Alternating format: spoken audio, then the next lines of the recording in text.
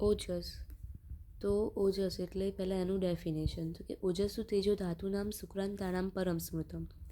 Ojas is the essence part of the all rasa રક્તાદી 7 ધાતુસ and is also mention as બલ.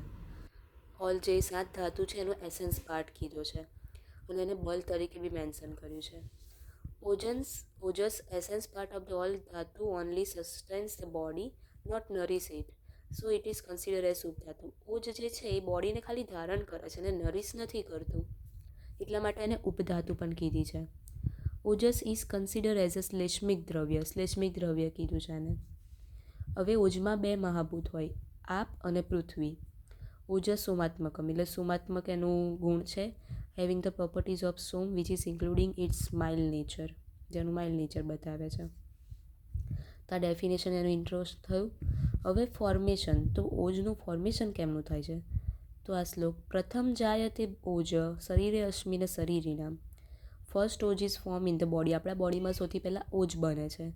In the ઇન્ટરયુટેરાઇન life, આપણી જ્યારે અંદર બેબી મધરની અંદર બેબી હોય ને ત્યારે. જસ્ટ લાઇક ઓફ ધાતુ ઓજસ ઇઝ ઓલ્સો પ્રોડક્ટ ઓફ ધાત્વાગ્નિ પાક એન્ડ ઓલ્સો નરિશ બાય ફૂડ. એ ધાત્વાગ્નિ પાક દ્વારા જ બને છે, જે નરિશ ફૂડ ખાધું હોય તેનાથી નરિશમેન્ટ થઈને જે બને ધાતુઓ, એવી રીતે જ ઓજસ બને છે. આ શ્લોક એમાં ઇમ્પોર્ટન્ટ છે, એક્ઝામ્પલનો છે એટલે કરવાનો છે. ભ્રમરેહી ફલ પુષ્પેભ્યો યથા સંહીયતે મધુ તદ્વ ઓજસવ કર્મભ્યો ગુણૈ સંહીયતે નૃણામ. એટલે as the honey bees collected honey from the different varieties of the fruits and flowers and deposit at one place. એટલે શું કહે છે કે જેમ હની એટલે કે જે મધમાખી છે એ બધી અલગ અલગ ફૂલ અને ફ્લાવર પરથી મધ લઈને એક જગ્યાએ ભેગું કરે છે, એ જ રીતે ઓજસને એની જોડે કમ્પેર કર્યો છે. લાઇક કે wax, like that the Ojas is also collected from the tissue of the body and deposit in one place. બધા અલગ અલગ ટિશ્યુમાંથી કલેક્ટ કરે છે અને એક પ્લેસ પર ત્યાં શું કહેવાય લોકેટેડ થઈ જાય છે, જેમ કે હૃદયમાં રહેલું છે. એટલે આને મધમાખી સાથે એક્ઝામ્પલથી કમ્પેર કર્યો છે, તો આ શ્લોક કરવાનો છે. તો આ એનું ફોર્મેશન થયું કે શરીરમાં સૌથી પહેલાં બને અને આ ભ્રમરવાળું. ભ્રમર એટલે મધમાખી. ફલપુષ્પીઓ અલગ અલગમાંથી લેશે અને સંહીયતે મધુ અને એક જગ્યાએ બનાવે છે. તે જ રીતે તદ્વ ઓજ, તે રીતે સ્વકર્મભ્યો ગુણે સંહીયતે નૃણામ, ખુદનું ભેગું કરીને એક જગ્યાએ બનાવે છે. પછી એનું ક્લાસિફિકેશન પૂછે તો દ્વિધમ ઓજો દર્શયતી પરમ અપરચ. 2 છે એના ચક્રપાણી રીતે, પરોજ અને અપરોજ.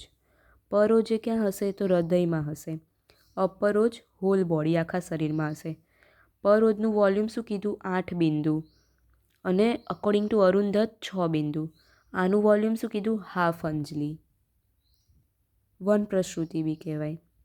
તો આ બંનેનો ડિફરન્સ થઈ ગયો ને. 2ના ટાઈપ છે, ક્યાં રહેલા હોય ને એમનું વોલ્યુમ શું એ યાદ રાખવાનું.